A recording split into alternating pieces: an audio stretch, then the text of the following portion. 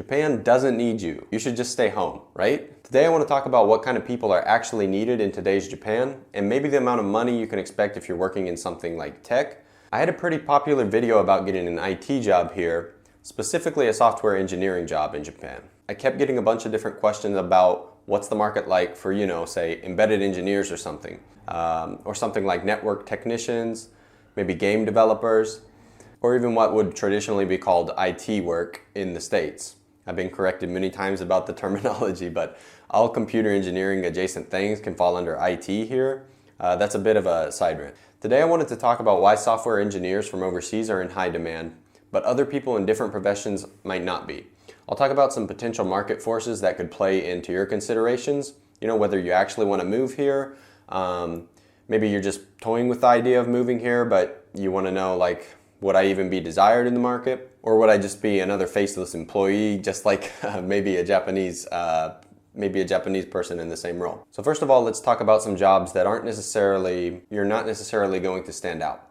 Would you expect to be highly valued at something like, say, a convenience store job?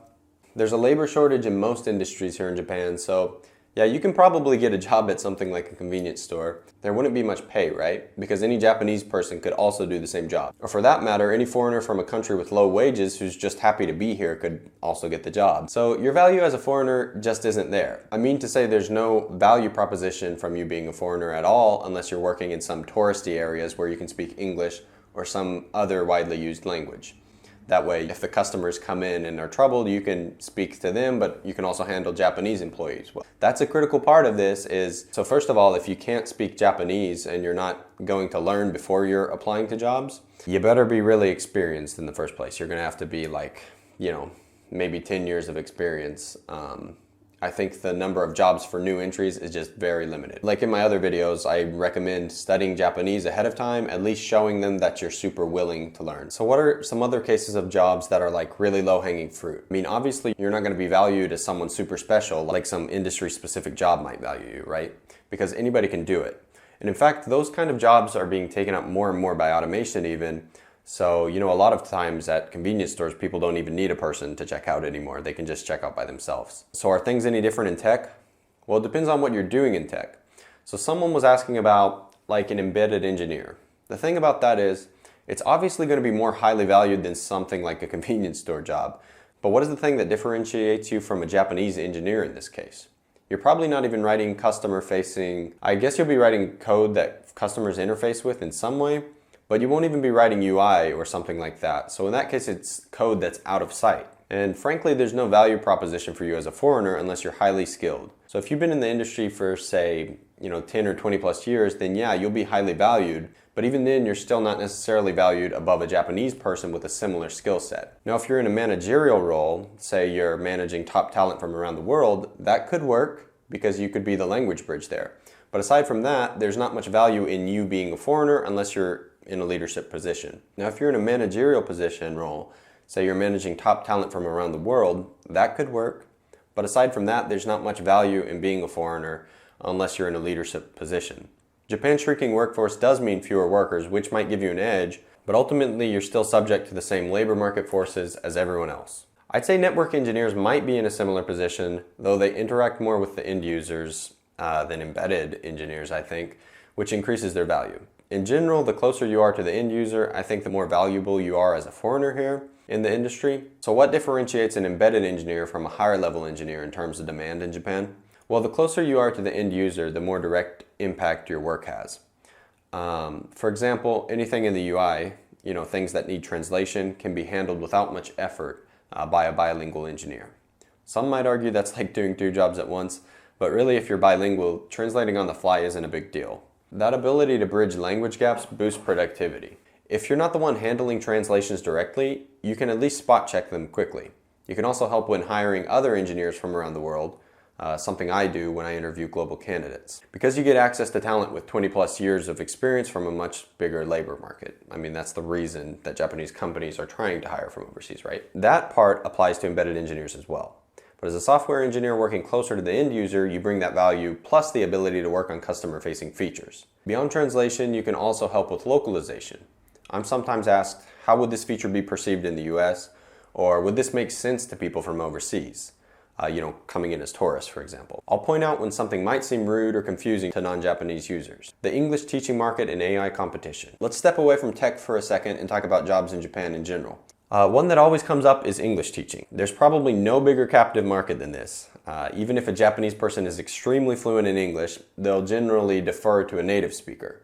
Even if you're not super qualified, you at least know how the language is spoken casually, how people actually talk back in your home country. That said, this field is losing ground really quickly. AI-powered language models like, ChatGPT or locally hosted LLMs are getting really good. I use them myself for translation. You can ask them to tweak the tone and make something more casual or more formal, whatever you need. And they're even better in English since LLMs are primarily trained on English data. I'm translating into Japanese typically, but for people translating into English or wanting to learn English, they're even better. So if your only value proposition is language skills, that's fading fast. This is why software engineers are in a unique position right now. They can still leverage language skills for translation and localization, and if they're working at a company with any ambition to expand overseas, that's where they provide the most value. Back to the embedded engineer example. Maybe there's no real differentiation between a Japanese and foreign engineer right now. But what if that company wants to expand overseas? Say they want to work with a factory in China or some other country. Now all of a sudden, a Mandarin speaker from overseas in Japan is way more valuable. Even if that Japanese company isn't expanding yet, they'll likely plan to, and when they do, they'll need someone who understands both the product and the international market. How do you evaluate your own job prospects in Japan? So before asking, is my job in demand in Japan, think about these questions. What's your unique value proposition that a Japanese worker can offer? Does the company interact with overseas customers? Is the company planning to expand overseas, or is it already? Will foreigners in Japan be interacting with this product, and can you provide insight? If you think about these questions, you'll have a much better idea of whether your job is in demand here. And if you know these things ahead of time, when you're applying to Japanese companies from abroad or from within Japan, you can position yourself as being able to contribute in this way. I noticed your product, I think it's really great. Are you planning on expanding to overseas someday? I can maybe help in some localization, or I can help you understand the US market better. You can position yourself better if you think of things from the company's position. Now, I'm obviously biased. I work in tech and I've seen its potential firsthand. But right now, I do believe is a great time to be a foreign software engineer in Japan. There's also a prestige factor for these Japanese companies in having a global workforce. Japanese companies that use English internally or hire international talent often position themselves as more legitimate somehow, more globalized. On top of that, foreign investment is flowing into Japan more than it had in the past, and investors want to see companies that have international potential. So beyond just practical expansion plans, there's a branding aspect to hiring globally as well. That being said, salaries here might not be what you're used to if you're coming from the US or another high-paying country, but Japan offers a high quality of life. Housing's affordable, healthcare is cheap, and you get to experience life in a whole new country. You can come here and just live a chill life. Now, at the beginning, I said Japan doesn't need you, but that doesn't mean I don't want you to come here. I want everybody that has an interest in Japan and living here to be able to come here and experience it. I just want you to evaluate your options ahead of time and notice your value as a foreigner here and the value you can provide to companies. Not just so you can suck up to companies, but actually so you can get ahead here. If you have any questions or thoughts about this, I'd love to hear about it in the comments. Whether you agree with me or disagree with me, I like to hear opposing viewpoints on this, and maybe I can address some things in the future. If you're interested in working in Japan, check out my other videos on being a software engineer here and what the work culture is like. Leave any questions in the comments. Join the Discord if you're serious about moving to Japan, and I'll see you in the next one.